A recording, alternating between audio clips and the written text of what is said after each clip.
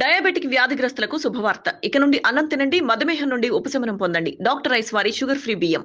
తీయించేసేయి. ఇది ఎన్టీఆర్ ఘాట్ దగ్గర జూనియర్ ఎన్టీఆర్ ఫ్లెక్సీలపై నందమూరి బాలకృష్ణ ఆగ్రహం. అర్జెంటుగా తీయించేసేయమని చెప్పడంతో ఆ ఆజ్ఞలు అందుకున్న వెంటనే నందమూరి బాలకృష్ణ అనునాయులు, సన్నిహితులు ఇమ్మీడియట్గా ఎన్టీఆర్ ఘాట్ వద్ద నుంచి జూనియర్ ఎన్టీఆర్ ఫ్లెక్సీలను తీసేశారు. సోషల్ మీడియాలో వైరల్ అవుతున్నటువంటి ఈ వీడియో పైన ఇప్పటికే junior NTR fans versus TDP నడుస్తున్నటువంటి ఈ నేపథ్యంలో అసలు బాలకృష్ణకు అంత ఆగ్రహం రావడానికి గల కారణం ఏంటి? తన తాత ఫోటో పక్కన తన ఫోటో ఉండకూడనంత నేరం జూనియర్ ఎన్టీఆర్ చేశారా అనేటువంటి దానిపై డీటెయిల్గా చర్చిద్దాం ప్రముఖ political analyst C N Nagarjuna Reddy గారితో. సార్ నమస్కారం. సార్ నమస్తే సాబు. హిల్ డెవలప్మెంట్ స్కామ్లో చంద్రబాబు అరెస్ట్ అయిన దగ్గర నుంచి సార్ జూనియర్ ఎన్టీఆర్ స్పందించలేదు, జూనియర్ ఎన్టీఆర్ ఒక ట్వీట్ చేయలేదు అని చెప్పి పాపం ఆయన్ని టీడీపీ అభిమానులు, చంద్రబాబు గారి అభిమానులు, హార్డ్ కోర్ కార్యకర్తలు మొత్తం విపరీతంగా ట్రోల్ చేస్తున్నారు. కొన్ని ట్వీట్స్లో కొన్ని దాంట్లో అయితే అసభ్యకరమైనటువంటి, జుగుప్సాకరమైనటువంటి మాటలతోటి జూనియర్ ఎన్టీఆర్ని ట్రోల్ చేస్తున్నారు. సార్ అసలు ఈరోజు అయితే ఎన్టీఆర్ ఘాట్ దగ్గర బాలకృష్ణ గారు జూనియర్ ఎన్టీఆర్ ఫ్లెక్సీలను చూసి ఏ విధంగా ఆగ్రహం చెందాడో మీరు కూడా వీడియో చూశారు, ఇదంతా చూశారు. ఏం జరుగుతుంది సార్? అసలు అంత నేరం ఏం చేశాడు అసలు నందమూరి తారక రామారావు జూనియర్? అసలు ఏమీ చేయలేదు. జూనియర్ ఎన్టీఆర్ అనేటువంటి వ్యక్తి ఎలాంటి వాడు అనడానికి నీకు ఒక చిన్న క్లాసికల్ ఎగ్జాంపుల్ చెప్తాను please sir. Last time Telangana bypoll జరిగినప్పుడు అమిత్ షా గారు వచ్చారు. అవును సార్ కదా.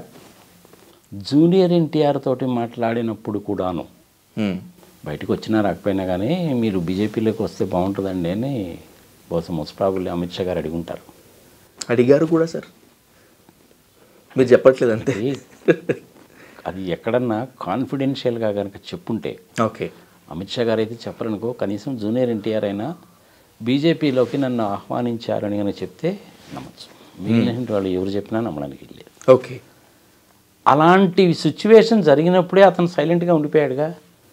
అవును సార్. చేరుతున్నానని చెప్పలేదు, చేరను అని చెప్పలేదు, అసలు ఆ వ్యాఖ్యల్ని ఖండించను లేదు కదా.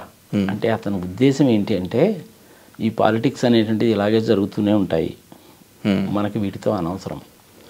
గతంలో జరిగిన అనుభవంలో నాకు దెబ్బ కూడా తగిలింది, తీసి నన్ను పక్కన పెట్టారు, అవసరానికి వాడుకున్నారు, అవసరం తీరిపోయిన తర్వాత చెత్తపట్ల వేశారు. పాలిటిక్స్ అంటే ఇలాగే ఉంటాయి కావాలి, అందులో చంద్రబాబు గారితో పాలిటిక్స్ అంటే ఇలాగే ఉంటాయి కావాలి. Let me not think about politics for the next 15-20 years అని అనుకొని ఉంటాడు అతను. ఇదే సంగతి నేను 2019లో కూడా చెప్పాను. ఓకే, ఒకసారి వీడియోలు తీస్తూ ఉంటే తెలుస్తుంది. చాలా ఇంటెలిజెంట్ అయ్యబ్బా. అక్కినేని నాగార్జున, ప్రభాసు, వెంకటేష్, జూనియర్ ఎన్టీఆర్ వీళ్ళెవ్వరు కూడాను పాలిటిక్స్లోకి రారు. ఓకే, కానీ వెనక నుంచి ఎవరికో ఒకళ్ళకి మనకి సపోర్ట్ చేస్తారు. సపోర్ట్ చేసినట్టు మనకి ఎక్కడ హింట్ కూడా ఉండదు. యాక్చువల్గా ఎన్టీఆర్ గారు పాలిటిక్స్లో రావడానికి కారణం ఏంటంటే ఆయన కాదు కారణం, ఫస్ట్ నాగేశ్వర గారి దగ్గరికి వెళ్ళారు. ఓకే, నాకు ఆ వాక్చాతుర్యం అది ఇది సంగతి లేదు, నా ఆరోగ్యం కూడా పర్మిట్ చేస్తుంది ఏం లేదు, మనకంటే పెద్ద ఆయన ఉన్నాడు కదా, ఇల్లు ఆయన పట్టుకోండి, ఆయన కనుక కాస్త మొదటి ఎక్కించారంటే వచ్చేస్తాడన్నారు.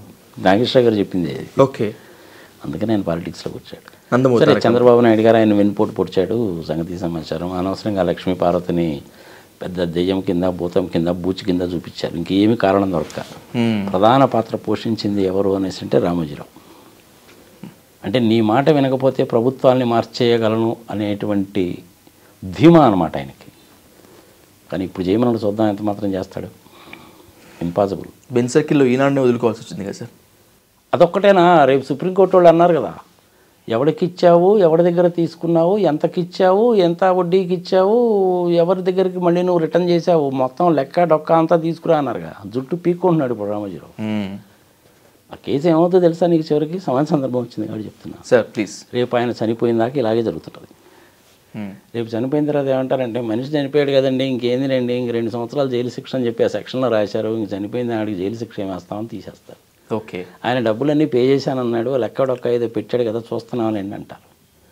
అందులో ఒక 700 కోట్లు 800 కోట్లు మీరు చెప్పినటువంటి వాళ్ళ పేర్లు లేవండి, సంగతి సమాచారము, ఇంకా తప్పదండి అంటారు, ఆస్తులు జప్తు చేస్తారు. అది జరగబోయేది అల్టిమేట్గా సుప్రీంకోర్టులో. Okay sir. జూనియర్ ఎన్టీఆర్ విషయంకి వస్తే పాలిటిక్స్లోకి రాడు. Okay sir. ఏ పార్టీలోనూ జాయిన్ కాడు, అలాగని సొంతగా పార్టీ కూడా పెట్టడు. ఎవరు ఎన్ని ట్రోల్స్ చేసినా ఎన్ని అబద్ధాలు చెప్పినా ఎంత మునగ చెట్టు ఎక్కించి కింద నరికేద్దామని చూసినా మనిషి చెల్లించేవాడు కాదు. రుచి చూశాడు కదబ్బా పాలిటిక్స్ అంటే ఎట్టుంటాయో. అవును. ఎందుకు వస్తాడు ఆయన? రాడు, పాలిటిక్స్లోకి రాడు. Take it granted form. ఈ సంగతి నేను ఇప్పుడు చెప్పడం కాదు, 2019లో కూడా చెప్పాను, వీడియోలు తీస్తూ ఉంటే తెలుస్తుంది. దయచేసి జూనియర్ ఎన్టీఆర్ని మన లోకేష్ బాబుతో కూడా కంపేర్ చేయకండి. జూనియర్ ఎన్టీఆర్ నిలుపు, నిదానము, నిబద్ధత, నీతి, నిజాయితీ, న్యాయము, ధర్మము ఉన్నటువంటి మనిషి.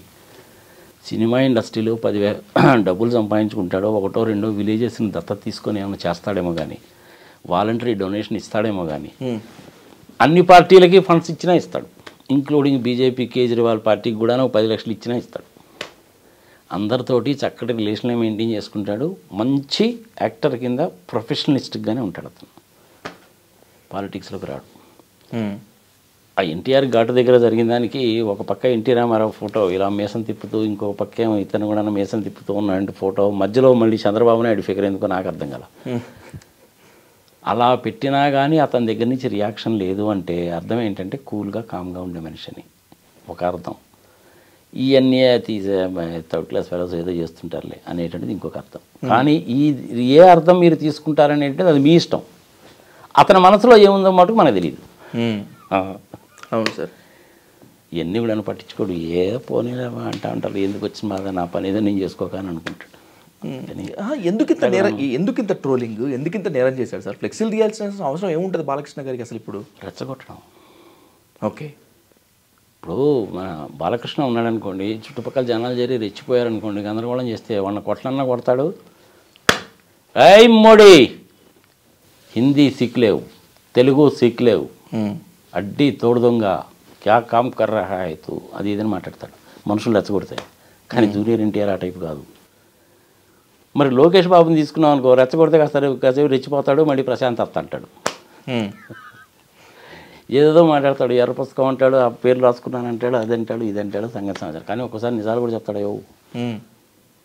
పవర్ షేరింగ్ లేదో, డిప్యూటీ ముఖ్యమంత్రి లేదు, మేము ఎన్ని సీట్లు ఇస్తే మీరు అన్ని సీట్లు తీసుకోవాలి, మీరేమి కండిషన్లు పెట్టకూడదు, మా పార్టీ వాళ్ళు ఎవరు మీకు ఓటేయరు, కానీ మీ వాళ్ళందరూ మటుకు మాకు ఓటేయాలి.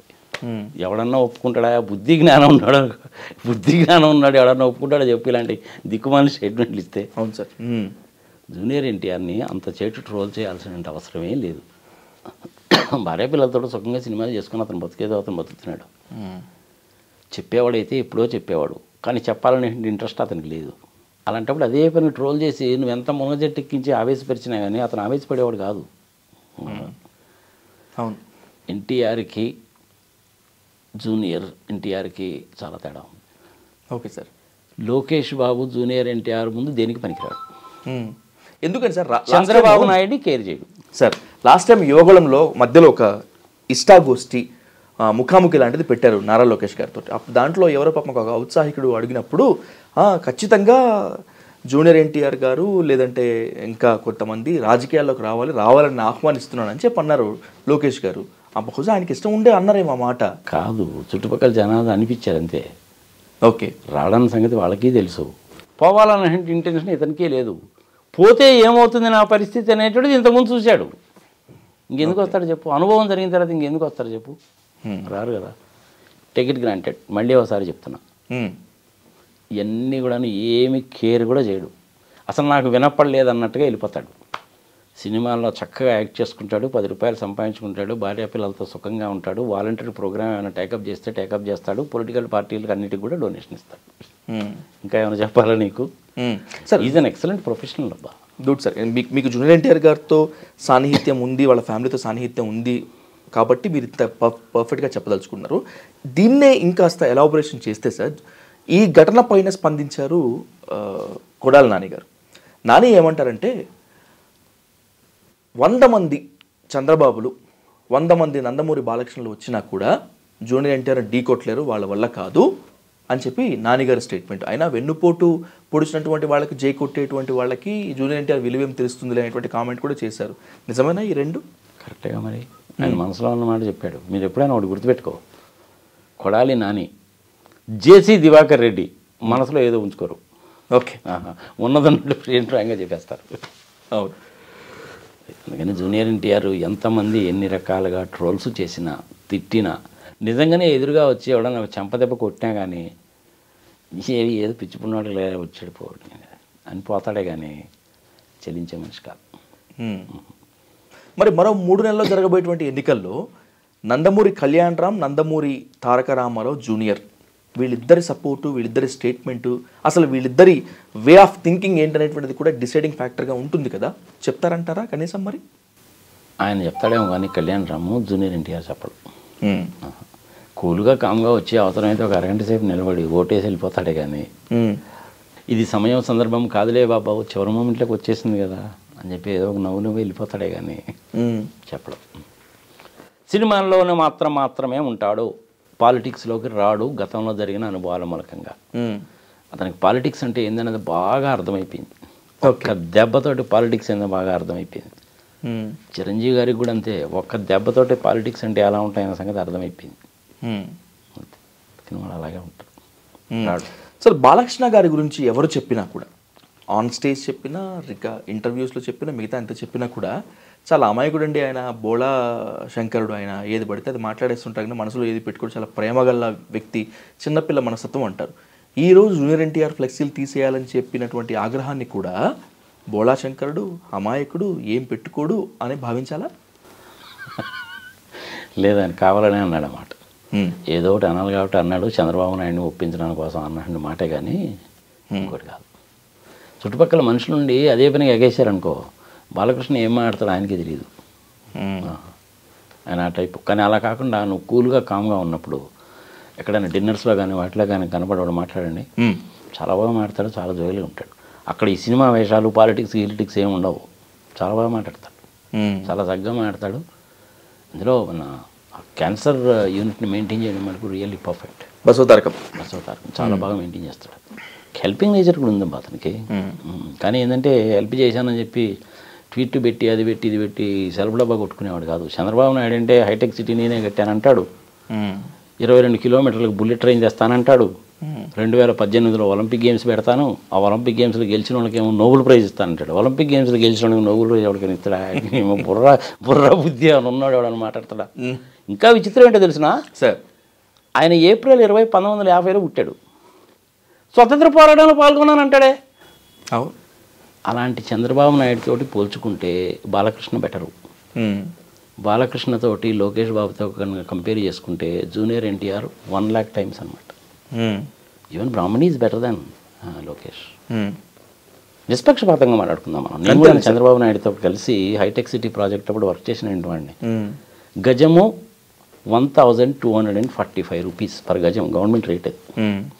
జయప్రకాష్ నారాయణ గారు ఎండి, హనుమాన్ చౌదరి గారు అడ్వైజరు, అంకయ్య చౌదరి గారు ఎస్టీపీ డైరెక్టరు. అంకయ్య చౌదరి గారు ఐఐటి ఖరగ్పూర్. ఆయన మన తెలుగువాడు అయితే బాగుంటుందని పివి నరసింహారావు స్కీమ్ తీసుకొచ్చి ఇక్కడ పెట్టాడు. I was there as an internal auditor. So అందుకని నాకు ఈ విషయాలన్నీ కూడా తెలుసు. మోహన్ రావు గారు ఒక ఇంజనీర్ కూడా ఉండేవాడు అప్పుడు. మంచి టీం అది actually. Okay sir. So Chandrababu Naidu వ్యవహారం అంతా వేరే ఉంటుంది. ఈ బాలకృష్ణ ఏంటంటే పిచ్చి మాలకం కాబట్టి చంద్రబాబు నాయుడు బొట్లో పడ్డాడు. తెలివిగలడు అయితే ఇప్పుడు పడ్డు. అందుకని చంద్రబాబు నాయుడు గారే స్వయంగా వచ్చి భుజం మీద చేసి జూనియర్ ఎన్టీఆర్ని అడిగినా కానీ ఒక చిన్న నవ్వు వెళ్ళిపోతాడే కానీ చెప్పడం. అలాగని చెప్పి బీజేపీలో జాయిన్ అవుతాడంటే జాయిన్ కాడు. వైసీపీ వాళ్ళు ఎంపీ టికెట్ ఆఫర్ చేసినా కానీ జూనియర్ ఎన్టీఆర్ రాడబ్బా. You take it granted. ఇంకో 15 సంవత్సరాల దగ్గర రాడు ఆ పిల్లలు. ఎందుకు అనవసరంగా మీ అందరూ ఆ పిల్లడి మీద పడి ఏడిచేస్తారు కదా? నాకు అర్థం కాదు. శుభ్రంగా పిల్లలతో హాయిగా పడుతున్నాడు, సినిమాలు చేసుకున్నాడు, 10 రూపాయలు డబ్బులు సంపాదించుకుంటున్నాడు. ఎందుకు ఆ పిల్లడి మీద పడి ఏడుస్తాడు? వదిలేయండి, మీకు దండం పెడతాడు జూనియర్ ఎన్టీఆర్ని వదిలేయండి. ఆ పిల్లడు బతికేదా, ఆ పిల్లని బతకలేండి. ఇంకెంతకంటే నేను చెప్పలేనబ్బా. Right sir, thank you so much sir. Right sir.